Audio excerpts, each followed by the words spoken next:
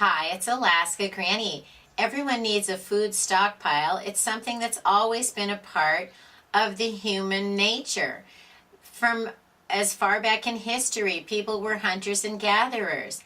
Our ancestors, who perhaps were pioneers or lived a rural lifestyle, grew and prepared and stored food for times when there wasn't any. Even in biblical times, there were times of feast and times of famine. Our society today has come to expect to have everything delivered exactly as we want, when we want it. We have drive-through dining, we have high-speed internet, we even have 2-day shipping. People don't prepare like they used to. They don't have the same mindset that people had in earlier generations. Even if you look back as recently as the Depression 100 years ago, people had no jobs, people had no food, but many people still lived a rural lifestyle, so they were able to grow, produce, and provide.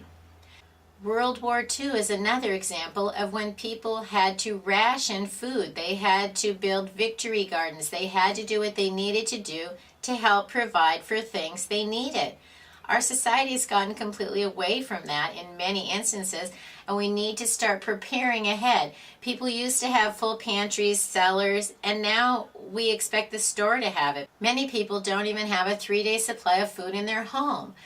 Don't be one of those people.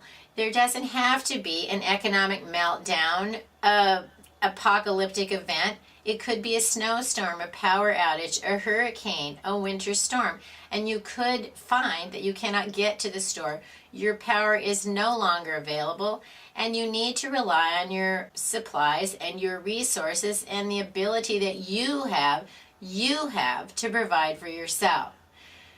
What are the top foods that you could stockpile? Well, don't start with things you don't normally eat. Buying 20 pounds of dried rice and beans isn't going to be an immediate help to most of us.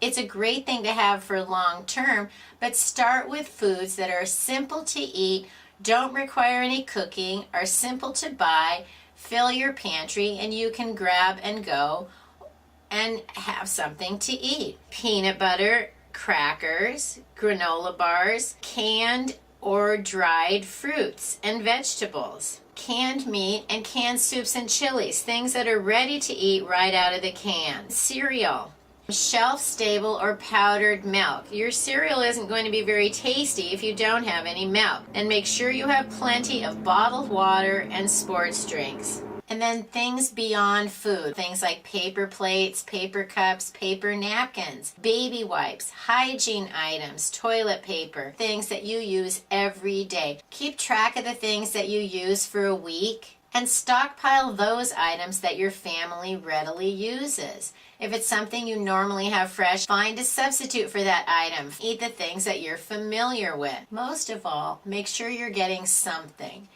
Get things for a few days, then move up so you have enough things for a week, a month, and longer.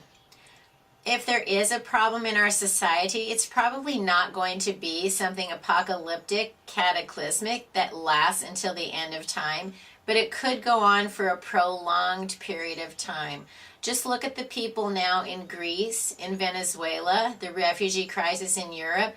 These are problems where people do not have the basic supplies, and it's continuing on for some amount of time. You don't want to have that kind of a situation be something that affects your family. You can prevent your family being at the end of one of those long lines by stockpiling today. Figure out what you use in your home for a week or two and provide those items extra in your family so you will always have enough. You'll always be okay no matter what comes your way. Learn more at alaskagranny.com. Please subscribe to the Alaska Granny channel.